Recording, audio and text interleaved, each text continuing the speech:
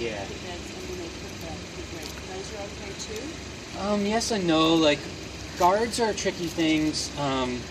So a quick word about tree guards. If you wanna try to, okay, so tree guards are definitely like advanced activity.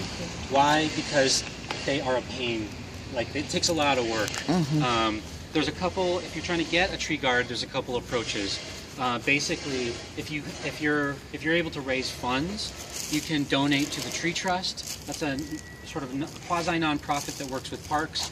They can procure these really nice modular metal ones. How about if you want wood? I went to wood. Yeah, so I'll get to that. Yeah. The nice thing about the Tree Trust is they handle everything. They handle the permitting, so all the red tape, and they handle installation. There's different designs. I was looking at it the other day, and again, I can send you a link to it, but yes, they range, depending on the tree size, they range from about $500-600 to like $1,200. They're the real deal. They're really nice tree guards. You know, they're like at least 18 inches high. okay. So those are the fancy guards. That's, again, if you're able to raise money. Now, what if you're not? You can build your own, such as a wooden one, and you can even design them yourself. That being said, they have to be permitted. With any permit issue, plan for at least 2 months. Sorry for the bureaucratic thing. Oh, 2 months. 2 months to get the permit, or 2?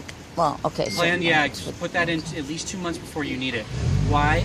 We could have $1 billion skyscraper going up. That construction's on hold because city law requires them to plant trees for every so many foot of curb space. And they're waiting on like a team of like 3 or 4 people that don't even have an office. They work in a trailer in the Parks Department.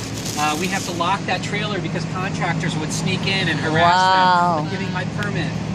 Really? So I'm just trying to like give some love to our team that handles permits. You can imagine that your permit may not be their priority. Give them at least 2 months, please. Also know that as tree stewards, just know that during our planting seasons, that is our busiest time for us in the tree world and parks, fall and spring. That's when we are slammed, because on top of everything else, we're planting 10,000 street trees, and we're planting like 15,000 trees in forest on top of what we normally do. So keep that in mind too, in terms of like your time needs for the permit. But so in terms of building your own tree guard, yeah, you can make it out of wood, PVC piping, other materials. You got to get it permitted. Submit a design with the permit. That design does not need to be made by like a professional drafts person. It can be like drawn, just as long as it spells out that you understand the specification requirements. The specifications are relatively recent, so you'll see older tree guards that don't meet this, but they are as follows. It's got to be open on the roadside. It's got to be 3-sided. Yeah. That's not so much for people getting out of their cars. That's for the guard itself to not be destroyed by those cars. You know what I'm saying? Right. Because the guard will lose that battle. So basically, you have to get it on the inside of that. No, you have to be 3-sided. The curb side has to be open. I've noticed that. Yeah. Where would you put the other fence? Here, right? So right here on the line, or no? So on the side of the concrete. It has to be recessed 12 inches. So it would start about here and then go up like that. Okay. So there, you can't make it on the edge. It's got to be recessed 12 inches from the curb. So it would start like maybe here and then go up. So you all 3-sided. So it's got to be totally open. It has to be open? In theory, someone getting out of their car could just walk in here without tripping. I've seen so many closed up. Yeah, and a lot of those are those guards might predate our specifications, or they might have just been put in rogue. So can you just take them out and put your own? No, I don't. I would leave them. Don't worry about them because they're still. Because the tree's not choking. There's even like a grill like that, like a mask. Oh, you told me. Yeah, that's. Are you kidding? Our trees can't drink Yeah, that's water. something we can look at in your site because that's a specific issue. Someone mentioned about putting a sign. Is that needs a permit, or you can we can put that? Yeah. So signs, signs don't need permits. Signs don't need permits either. We can make our own, Yeah. So let me get back to that. So the other specifications with the tree guards. Only 3-sided, recessed 12 inches from the curb, at least 18 inches high, so it's not a tripping hazard. No spiky points, And this is the key, it's got to allow water to flow underneath it. So we don't want those solid walls. If you have a guard in your neighborhood that doesn't meet those requirements, don't take it out. But if you're going to build one... What if it's choking the tree, Jason? Yeah, you're talking about the narrow ones. Yeah. Yeah, that's a whole other ball game. Well, we could talk about that when your site visit. But so those are the general requirements for tree guards. Again, you should get it permitted. If you're going to make ones out of wood, I know a steward who has been able to source them. She gets a discount from her local hardware store, and they cost about $40 a pop For material a tree guard? for wooden ones and paint. She's got a deal. Oh, She okay. made friends with the local hardware, but Who's that? Somebody? it's someone in Washington Heights. You said no spikes. I've seen like an add-on for the modular tree guards with like seat guards so people won't sit on them. So I don't know if those are spiked, but It's more like a general thing. Just we don't want it to be like spikes that people could Like, trip get on. hurt. Yeah. But that being said, a lot of tree guards are what I call rogue tree guards, which means like nobody bothered to get the permit. And again, bureaucratic Jason says that's no good. Tree care Jason's like more power to him unofficially. But the main thing for us is just that the tree guards really they're enormously effective at protecting trees. For me, my main concern is that they allow The water water. to flow underneath, because like seriously, like half the reason we plant these things is to intercept stormwater. So we're not polluting our waterways, flooding our neighborhoods. So even if you have stewards in your neighborhood that are like building road guards and they're like, I don't care about the permit, no one's gonna go in here. Even if you have that, you could at least try to convince them to like make holes that allow water to flow underneath. A lot of stewards will do this thing where they say they even have a nice tree guard. They'll put wooden boards like on the inside of it. I think probably to keep the dog urine out. And that's the thing again, like if they can at least allow water to flow underneath it, like suspend the board up so that water flows underneath it. Now the other thing about that, this is a big problem, and this is widespread and we see it all the time, is what people do is they make these boxes and then they backfill it with soil. They add more soil. And believe it or not, that can actually be a death sentence for a tree. So what we want to see with trees is this tapering out at the bottom. That's really critical. When should we add soil to a tree? Never. Don't add soil to your street tree. Really? You can add compost, which is not soil. You can add mulch. It's not soil. We do not want to add soil to our street tree. Why?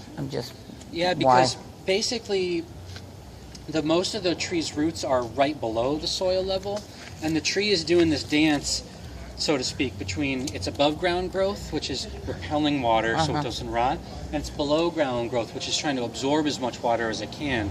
If you add soil, you're going to mess with that interface. And one of the things that can happen, for example, is that the roots they'll change their position, and they can start to grow up and grow around and create these things called girdling roots that can strangle the tree over time. So you said only mulch and compost. Yeah, and we'll talk a little bit more about that. Just to get back to your question about signs, putting in a sign, that also does not require a permit.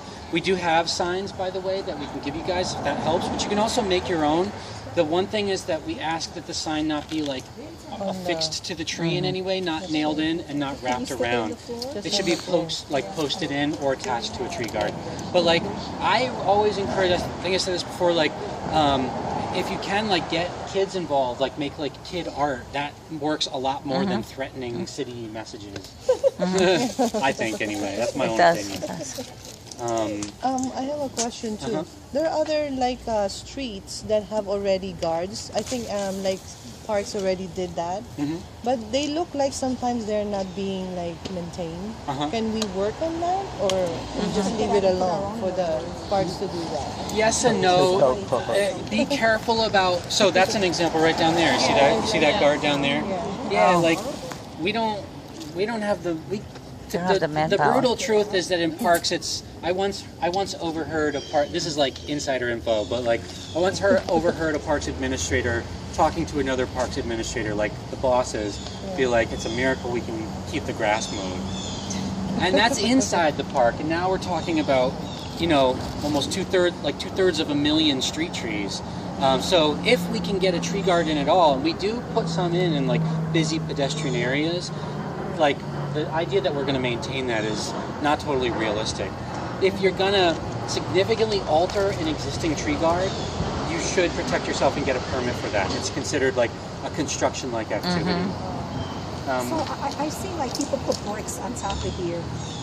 They think it's cute, but that's not a good idea because it's choking the roots, right? It's not necessarily choking the roots, but it can prevent water from getting in. So something like that, I would love to see a situation like, even if it's a rogue tree guard, like they're not bothered, they don't care about parks permits and stuff, at least if they could like create gaps that water can flow underneath. Because again, that's part of the services that trees provide to us, is like we want to be able to go swimming after a heavy rainfall without swimming in our own feces. But like, let's say if somebody put brick there and I want to come along and make a little beautiful wooden fence, I don't need to leave the brick there. I would say if there's already a barrier, like leave it. At least it's keeping people's foot traffic out. Yeah. All right, let's look at some others. It's only brick. It could be That you need a permit for. No, it's somebody on my block put it there, and it's covering, it's choking the tree. Well, then but still, you would get a permit to fix it. Well, no, this is the way they used to plant trees. No, you but can't. it's not like that. Somebody did it themselves. You know what I mean? Right. It's loose. This is not good though. You see, can we remove this? Yeah, but we can't take those See, yes, out. we can with a permit. Okay, so No, we first can't take question these is, out. is this a mature tree or an immature tree? It's a mature tree. How can you tell? because it's Because big. our hands can't wrap around it. Because of what term?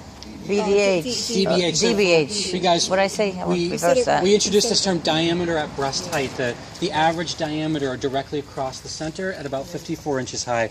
What would you guys estimate is the DBH of this tree? This one? This one is, let's say, 8 to 10. 8, 12? 6 to 8. So I heard 8, I heard 12, I heard 24. That's about That's right, diameter. 12, 14. Okay, we're What do you say? just for I the said 8 to 10. just for fun, we're going to do it. This again, this More than that. converts circumference to diameter. It's going to be the reading where my finger is at.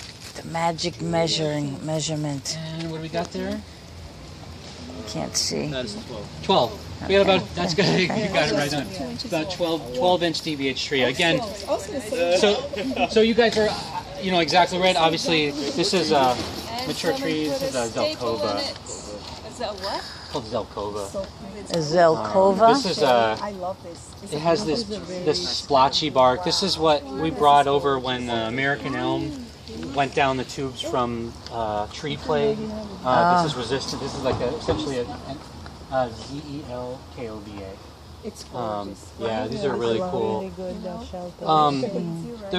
The reason I stopped at this one though is I wanted to talk about the very contentious issue With of the bricks. Belgian blocks, Yeah. aka paving We can stones. take these out though, but we need No. a permit. So now this is the funny thing. To be honest, again, this is more insider info. Parks. Other people don't need to know this, but Parks is not 100% sure itself whether we require a permit for removing these or not. But look So what it's it- doing to the root. It's choking. Well, So if you want to remove these and you want to make sure to protect yourself, just go through the trouble, get a permit. That's especially the case if you need any kind of like equipment. Now that being said, yes, we want these removed because they are reducing permeable surface. But the roots They're getting in the way. The roots are wrapped around them. If you can't get it out without removing the tree, then don't bother. Yeah, if they're loose and you can get them out, then would that be? It's more permeable without the concrete. Would that be more acceptable? it's They're not good there either. no, we don't really like them either way. There are some limited cases. Oh, thanks. All right. There are some limited cases where parks will even put them in. It's a little frustrating, but the thing is, if you're going to remove these, one, we do recommend that if they look like they're not, like they've been in there for years, maybe ask around and see maybe one of your neighbors paid for them out of their own pocket. 2, you got to have a plan for what to do with them. Don't assume that you can throw these in the trash and your sanitation workers are going to break their backs trying to load these into their trucks. Don't assume sanitation will pick them up, and you can't leave them on the sidewalk because someone could trip. These are an advanced tree care. Removing these is an advanced tree care because you need to have a plan. There's logistics involved. In the other event on the other block, a steward is actually going to remove them because we talked to her and she has a plan for what to do with them. So just keep that in mind. Err on the side of caution, get a permit, and have a plan for what to do with them, whether you give them to a community garden or work out something on bulk pickup day or make friends with a local sanitation official and work something out with them. Some stewards do that. That being said, I personally feel like it's less of a priority than a lot of the other stuff, especially on an older tree. Like looking up, does this tree look unhealthy? No. Do you see a lot of dieback, a lot of dead branches? No. Do you see a lot of sky poking through? No. Good canopy. What's that? Yeah, it's got good canopy. Do you see, like, does it seem like it's blocking more than, let's say, 60% of the sky? Yeah. All these are indicators that it's a relatively good health. So if you're going to spend 5 hours of your life working out what to do about these these stones, maybe in that same time you could have, worked with your neighbors to get them interested, or cultivated the soil on a couple of baby trees. So again, you can start any tree you want, just thinking about the opportunity costs. Especially thinking about if you're putting in like a little fence around, driving spikes into the ground. See right there. That's a gas line. There's no gas lines running under these. They go out to the street. That is a good question, and that's why something like that has to be permitted. Oh, okay. They inspect it before they give it to you, right? The permit. Not necessarily, but at least you're like taking your the risk. Yeah, but the thing is that being said, though, you should keep in mind, like, read that permit closely, because one of the things I believe it says on there is if you build a tree guard and something happens with it, you may be on the hook for that. If someone is like hurt, not to be like a paranoid, everyone's getting sued kind of thing, but read that thing closely and consider that. If you're worried about that, then maybe consider that there are 660,000 other trees that might be safer to put that guard on. So, put that out there. All right, let's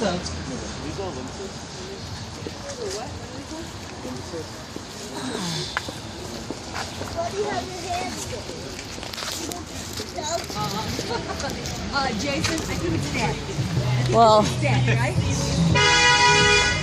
It's been choked to death. so is this part of the tree, or this is what helped kill it? That's actually an invasive tree moving in. Okay. Yeah. What for this dead one? What would you guys estimate is the DBH? What? 2 inches? Like 2 inches. And do you remember what is our contract specification for a newly planted tree? Under warranty 2 to 3. You said 2. So yeah. what does that tell us about this tree? This tree is still under warranty. It may very well still be under warranty, and Parks doesn't know about it. So if we have tree stewards that can help us find this kind of stuff, remember, you'd want to use the address, the closest address, and report it in. We might very well be able to get a tree in much, much faster. If you have a tree, a tree bed that's overgrown like this, you can turn it into a garden, but just keep in mind that when that tree's replaced, like you might lose your garden. Some stewards are like, oh, can you let us know when you're coming to plant the tree, and we'll dig up our stuff so we can transplant it. But our answer is no, we cannot. With our contractors, we allow them latitude with their scheduling. They basically have a whole season to plant it. We give them that freedom, which means that you could lose your plant. So it's better to not report it. No, well, that's up to you. Does this mean you're going to report this tree? I'm not going to, but I'm going to encourage our local stewards to. Or actually, maybe I'll have Dylan. Any idea what this tree is? So we got a couple invader trees in here. This tree, we're not really talking too much about plant ID today, but we can take a look. This tree, and it's the same one here. If you notice, if you look closely, you'll find there's at least 3 distinctly different shapes of leaves on it. Yeah. And that's very unique, and in an environment like this, that's going to indicate that it's a white mulberry. It's actually kind of cool. It was like this is a byproduct of a failed attempt to establish a silk industry in the U.S. Oh, We didn't. Mulberries? Yeah, because they needed food for the silkworm, so they brought over white mulberries from the other side of the world, and it didn't work out for, I guess, economic reasons. We didn't get the silk, but we got the tree. They have a lot of In the them up mix, in I love Inwood. A mulberry. lot of white mulberries. Yeah. It's actually good. They're really tasty. The fruit is really tasty, but they are invasive species. They cause problems in our forests. This is Just actually the white a ones, nightshade. not the black ones, or both of them. There's just white. this is nightshade? No, we have a black mulberry. We have black mulberries. Up Thing says digitalis. Black mulberries up Nightshade.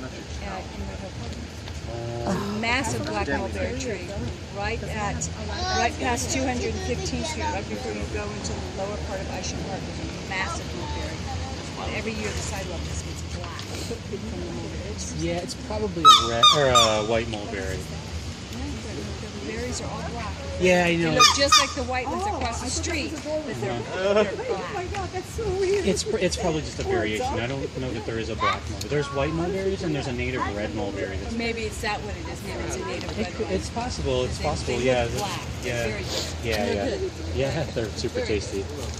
So All right, this Taste this better is than the nightshade? white ones. Oh yeah, that's This- that's this here? black nightshade. Yeah.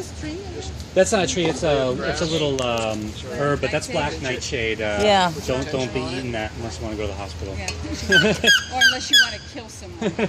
All right, let's move on to the next one. I've never been able to do that. Tell your brother to show you. He did it. Look. What? Super weedy, but in a good way for us, So But yeah, this, they're native. this is more than 18 inches, or this is 18 inches? That's, so this is 18 inches, or this is more than 18 inches? This one? Yeah. I would say it's It's probably more, right? more, About yeah. 2 feet? Yeah. So is this acceptable? Something like Yeah, so Yeah. This demonstrates, you see, it allows That's water nice. to flow. Yeah. It's recessed from the curb. It's three-sided. It's more than 18 inches. But it has the wood inside.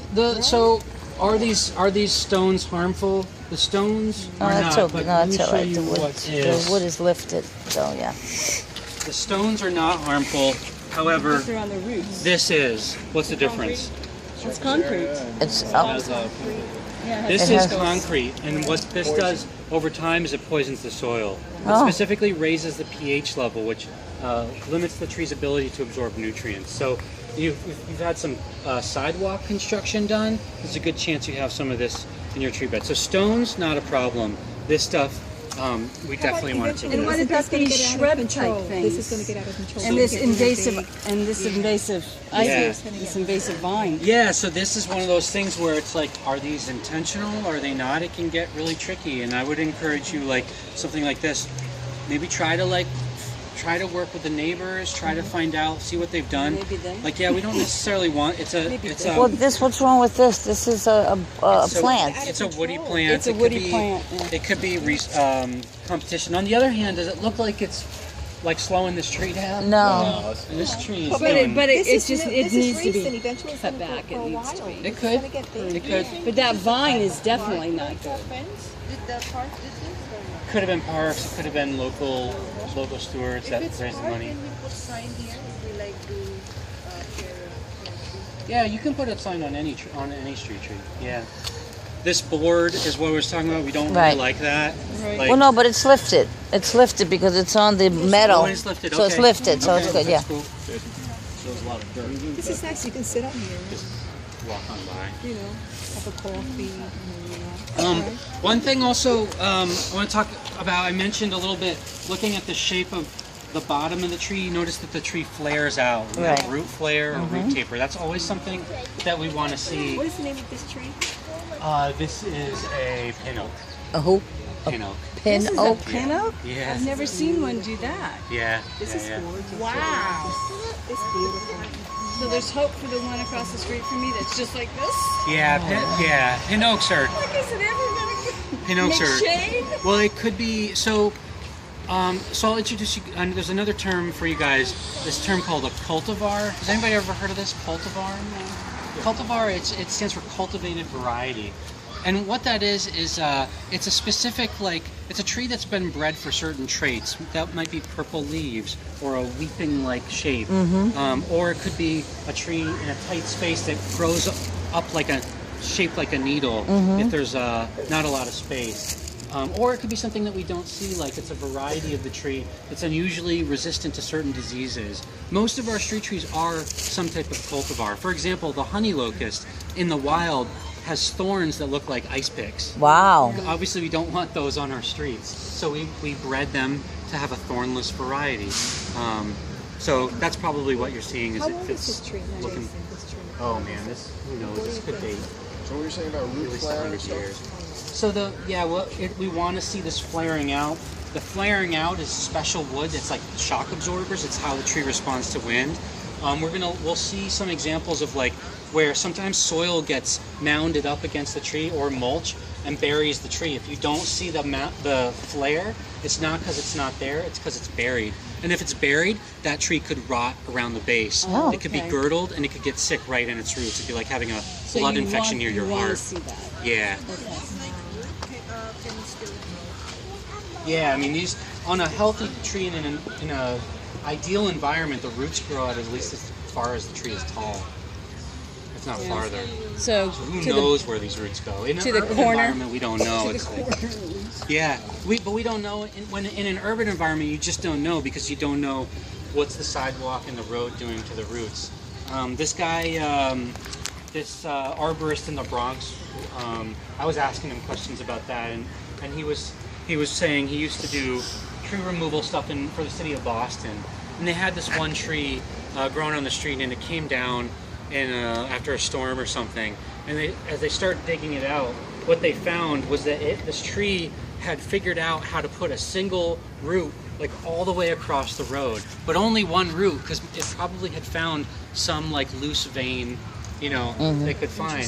When people get like frustrated with trees messing up their sewer systems, they're like, oh, the tree's got to get into my pipes and stuff.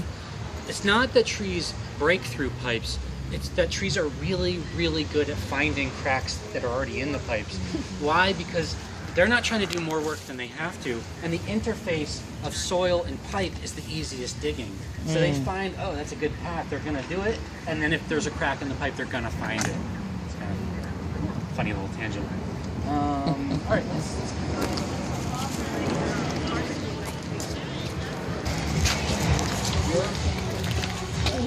yeah. So, is this a high priority tree? Looks good to me. I don't think so. Can we? The leaves look good. The the trunk looks good. Oh, it definitely looks healthy. Yeah. But is it of an age that we want to give it some extra love? A little bit. Yeah, definitely. Now, how can we tell, has it fallen out of the guarantee period? Guarantee period is how long after installation? 2. Now, in this case, this tree still has the tag on it. And we can see the years. Can anybody read that? 2016. Yeah, and every yellow tag's going to be the same year. So it's 2018 now. Depending on whether it was planted in the spring or the fall, it could either be in its guarantee period or it could have just fallen out of it. So again, that gives you that sense of like, how's it doing? Now, let's say we want to give this tree some love. I'm just going to actually give you guys a very quick little... And what kind of tree is this one? Does anybody want to take a guess what kind of... What? Some kind of Is oak. it? Yeah, that's great. It is this- an oak. Sorry, what does it say on the tag? No, I can't see In that. this case, it has these really deep spaces between the lobes. It's another pin oak. It's the same tree. Oh, okay. Now that one has a very different shape because it's been pruned over the years. But this is more of like we consider a classic shape, where the term is habit. Classic habit for a pin oak. Oh. Also, they have. You might see these tags from time to time. This is just this thing that you can scan this little code thing with your phone. Yeah, and this is actually the contractors who have to come maintain it. Oh, It's a way parks can keep them honest. They scan this when they come and work on it. So what would we do for this tree? We do the basic steps. So again, thinking about stewardship of trees, there's professional stuff, using chemicals, using equipment that burns gasoline, doing stuff that's dangerous. Climber pruner, it's one of the most dangerous jobs you can have. So that's the professional level. Advanced level is like building tree guards or fundraising, making something like signs. You got to get equipment, you get it laminated. How are you doing it? But talking about basic stuff, can you do this like by yourself, with friends or family, neighbors, with just a few basic tools that we're gonna actually leave you with? So this is basic tree stewardship. It starts with a toolkit, which we have for you guys. 3, 4, 5. Yeah, so we have enough for you guys. And toolkit, gloves. And again, if you decide you want to scale up your efforts and organize other people, we can get you more toolkits. All right, cool. So basics tree stewardship is one, obviously you just get out the litter. This trowel is a sort of jack of all trades. It can do a lot of that kind of stuff. It can also really good for planting. Okay, so we get out the litter. Next is gonna weed the tree. So we talked about making sure that you're inferring intention, like don't pull out some, your sweet neighbor's prized tulips or whatever. So keep that in mind. I can tell you that everything in here is a weed. There's these trees. Even though these are trees, I'm gonna regard them as a weed because I want this tree to be the dominant one here, because this is the tree that's helping the kids in the neighborhood to breathe clean. This is the one where all the action is. So I'm going to use this weeder, and I'm going to pop out plants. So for example, I'll take this little tree, I'll use the weeder, use the fork to get around the root. This thing is going to help me get some leverage, and I gently pop out the roots, shake off the soil, and then I would bag this and either compost it or throw it away. This grass, a lot of times grasses, they look like they spread out, but a lot of them actually, if you follow them, they actually root in at a single point. So you don't want those grasses? No, we don't. To be honest, we don't want any of these weeds. Why?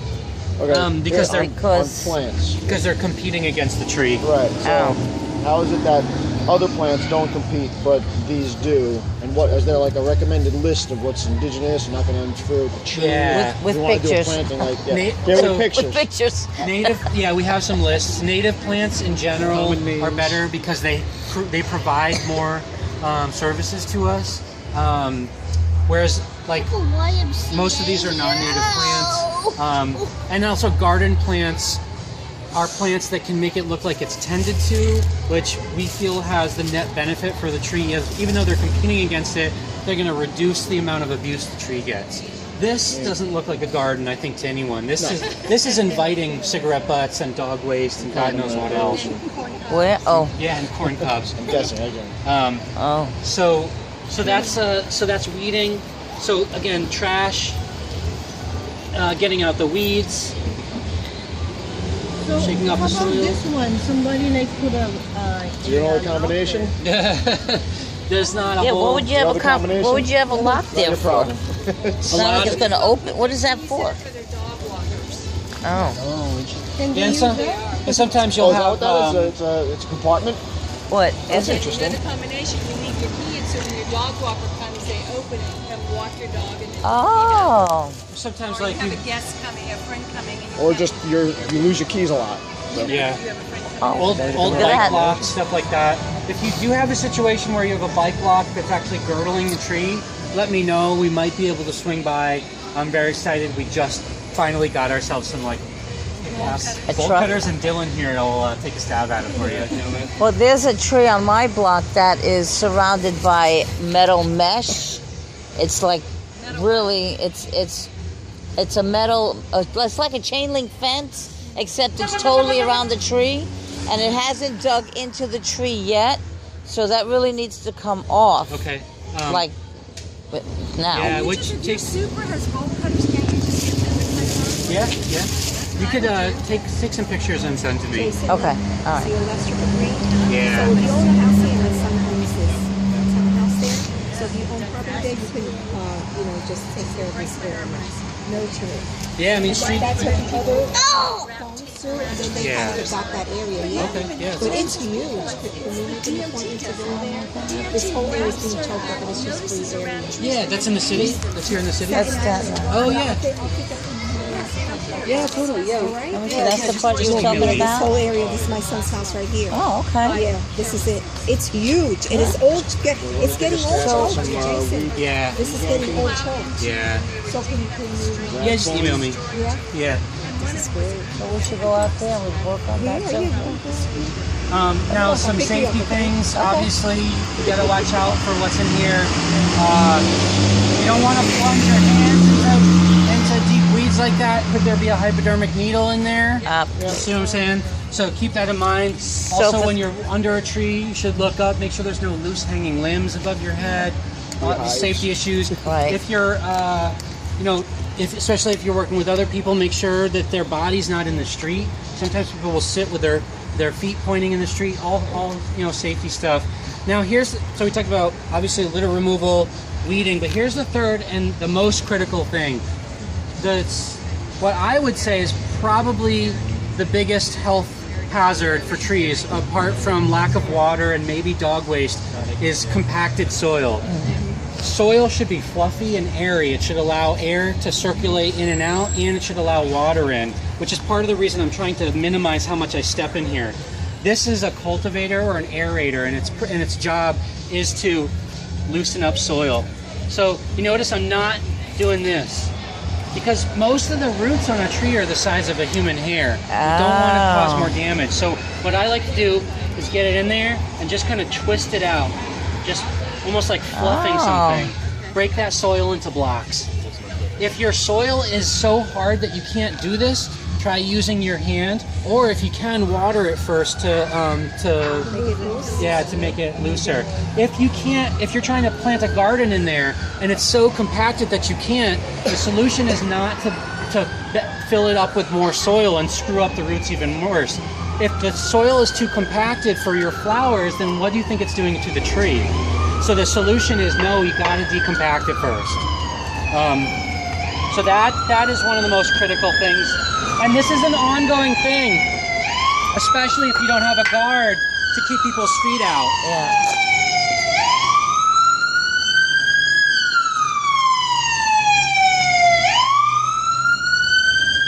So those are the basic tree care steps: the removing the litter, removing the weeds, and the cultivating. And again, depending on the location and the amount of foot traffic, cultivating is an ongoing thing. The nice thing is that the more you do it, the less often you need to do it. If you have a tree bed where the soil is as hard as the sidewalk, which is not uncommon, you might have to get a shovel. Cultivate that. Well, not a shovel, but yeah. The thing is, shovels can cause a lot of harm. I would just go through the trouble of like just go slow. But you take all that green stuff out.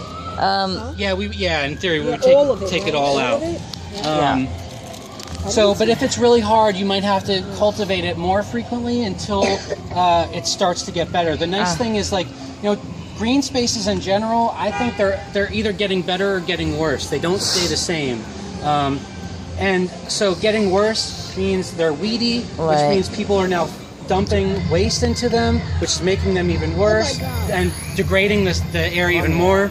Getting better could be something like, people are taking care of it. The soil has oxygen in it now. Now microbial activity is boosting, which is creating an even healthier environment, et cetera, et cetera. So it's either a virtuous cycle or a vicious cycle. And as tree stewards, you know, our job is basically to turn a vicious cycle into a virtuous cycle. How often should they be composted or mulched? So, compost and mulch, those are definitely like advanced activities because they're tricky. It's really tricky. Where are you going to get it? How are you going to move it around? Well, Parks Department. Again, I mentioned don't add soil to a tree bed. Just don't add soil to it. If you see exposed roots, look closely and you'll see that they've grown bark on them. Trees are much better able to adapt to losing soil, to erosion, than they are to gaining soil. An exposed root can grow bark, but buried soil cannot debark itself. What it can do is actually get girdled by being decayed. I've seen situations where even like ants, it was so rotten that ants had nested under the bark and it was all spongy, and then like that tree's doomed. Yeah. It's doomed. But you notice that we have a nice root flare here, so the soil level's okay. So compost and mulch. How is compost different than soil? It's lacking one thing. What is compost? That's the question. What is compost? Compost is pure organic matter.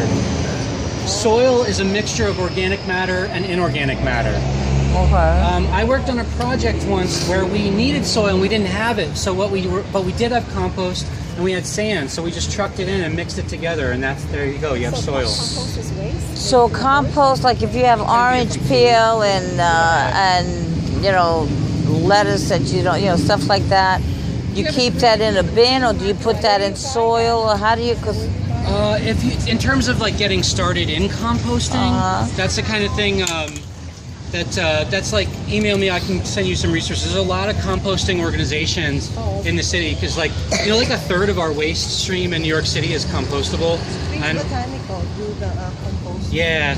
What is it? We You fill have up. a green market in your neighborhood. There now a lot of green markets are taking compost. Ours does.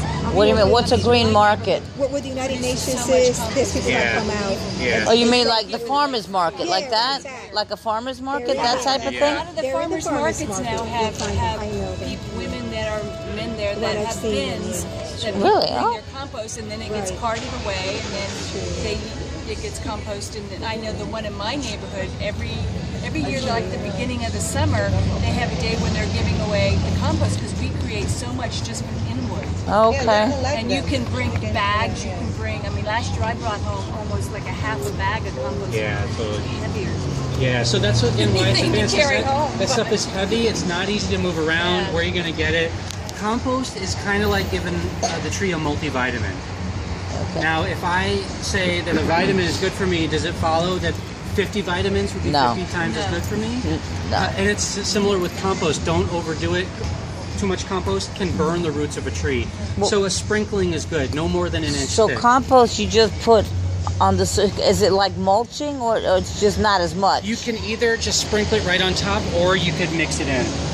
But not a lot. Now, if you have mulch being like wood chips that Right. have seasoned over time, Uh-huh. those are even better, because if compost is a quick rush of vitamins, mulch is a slow drip.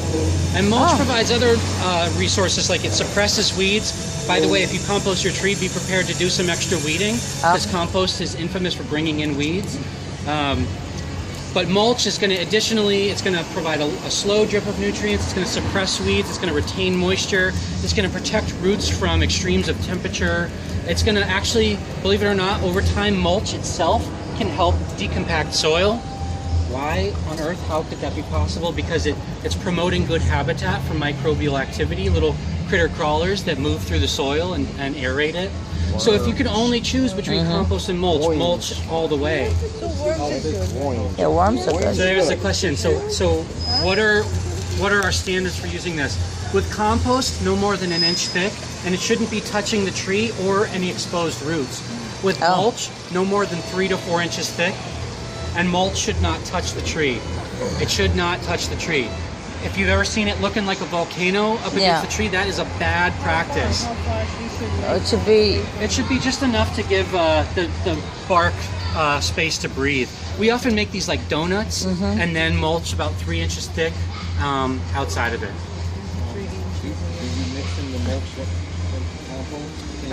That's a great question. What I would recommend is if you have both mulch and compost, is put the compost down in first, maybe even mix that in with the soil, and put the mulch on top of it. And that's like a 1-2 punch, because the only bad thing about the compost is that it can actually bring in weed seeds. But the mulch can suppress it. Yeah. And how often? How often? Once a year? once a year? Like once a year, I think would be good, as needed. I mean, a lot of it will, depending on the site, some of it may wash away. But with mulch, you can add new mulch onto old mulch, but again, you don't want it to be more than 3 to 4 inches thick. At that point, you have to consider maybe removing the mulch or mixing it in. Now, is there if there are some mulches are better than others, some barks that are better than others for Definitely. So a lot of things can be called mulch. Actually, somewhere around here, I don't know that we're gonna have time to get to it, but someone like quote unquote mulched with stones. It's just stones. It's actually not so bad. Zero-scaped it. Yeah, exactly. Now that's actually not. I don't think it's necessarily that bad because okay, the stones are not going to release nutrients, but they are going to buffer temperatures. They're porous, so they're going to allow water and dirt. They might deter some people from stepping on it. So it's not the worst thing. Other types of mulch, there's like plastic mulches, similar thing. It's not the best thing, but it can look nice. Ideal mulch is seasoned wood chips, like not just pure wood chips, but wood chips that have aged over time. Evergreens or something? Oh, it could be from any tree, but the key is wood chips is to mulch, or are to mulch as grapes are to wine. Oh, okay. They've been seasoned. They'll be a darker color. A lot of times, if you see them in a pile, there'll be heat emanating from it because there's actual living stuff in it, changing it. So that's kind of the deal with mulch. And we have our mulch truck, so maybe we could do if we have time, we'll do a demo. Now, what about worms? So worms are, worms in a tree bed are not a bad thing because there are your natural aerators. I don't necessarily recommend bringing in worms. It's more of an ecological thing. This is a tangent, but worms are actually an invasive species in this part of the world. They were killed off in the Ice Age, so they can cause problems in forests. But if they're there, it's not a bad thing.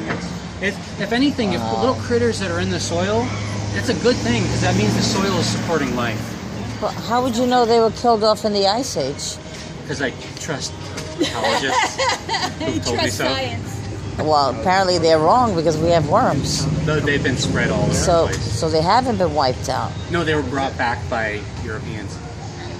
But if they were wiped out in the Ice Age long before they were Europeans, then that scientific theory is incorrect. The idea is that in the Ice Age wiped out worms in the Northeast. And part of the implication of that is that our native plants, they are better suited to low nitrogen environments.